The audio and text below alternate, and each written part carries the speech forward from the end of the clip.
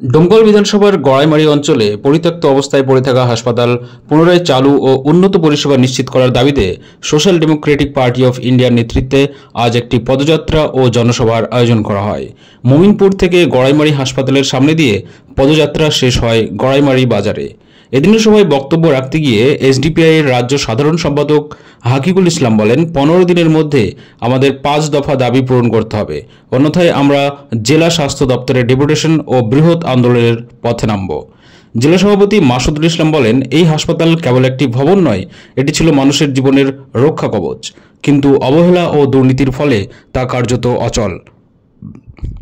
এখনই এটি পুনরুজ্জীবনের ব্যবস্থা করা প্রয়োজন, অন্যথায় জনগণের মৌলিক স্বাস্থ্যসেবার দাবিতে এই আন্দোলন আরও বৃহৎ রূপ নিতে প্রস্তুত। সভায় তৃণমূল সরকারের দুর্নীতি ও অবহেলার বিরুদ্ধে হুঁশিয়ারি দেওয়া হয় এবং হিন্দু মুসলিম ঐক্য বজায় রেখে সুন্দর সমাজ গড়ে তোলার আহ্বান জানানো হয়।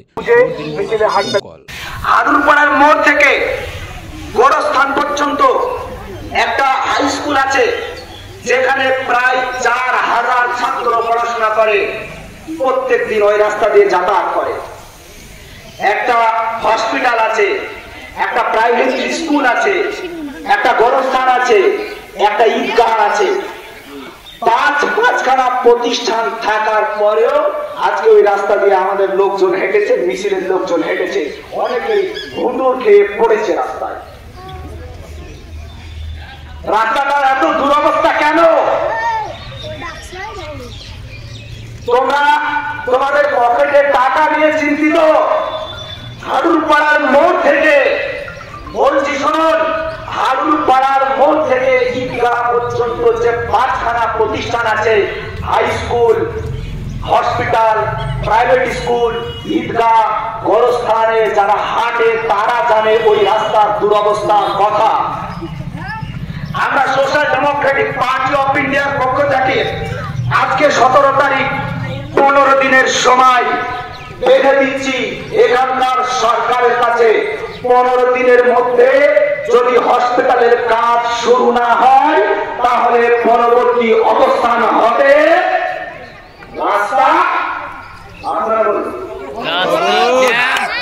রাস্তা, রাস্তা, সময় 15 দিন সময় দিচ্ছি। যদি 15 দিনের মধ্যে হসপিটালের কাজ শুরু না হয়, এই রাস্তায় 4টা জন হলে কার হিম্মত থাকলে আমার বুকের উপর দিয়ে পুলিশ প্রশাসনকে বলছি, যদি হিম্মত থাকে আমার বুকে গুলি করবা, তারপরে এই রাস্তা দিয়ে গাড়ি চলবে,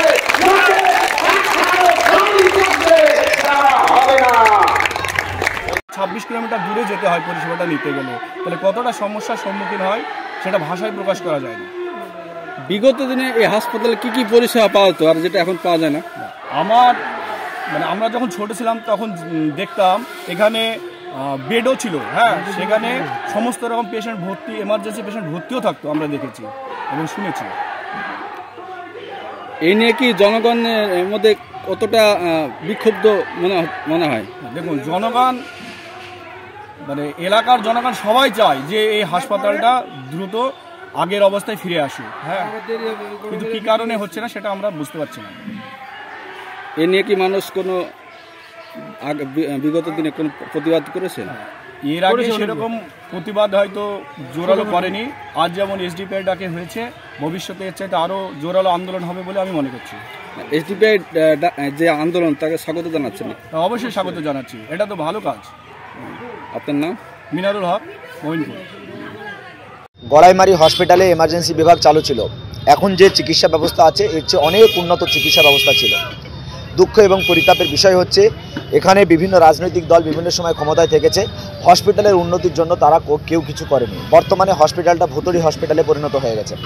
হসপিটালে মিনিমাম যে সার্ভিস, একটা মানুষের জ্বর হলে যে ওষুধটুকু প্রোভাইড করা দরকার, এই হসপিটাল থেকে সেটুকু প্রোভাইড করা হয় না।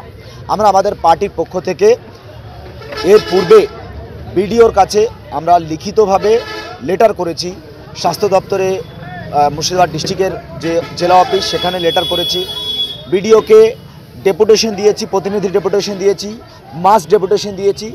আজকে আমাদের একটা পদযাত্রা ছিল মমিনপুর থেকে গড়াইমারি বাজার পর্যন্ত, তাতে আমরা হসপিটালটা কভার করেছি।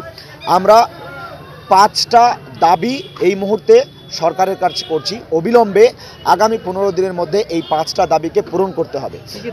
এই 5টা দাবি যদি সরকার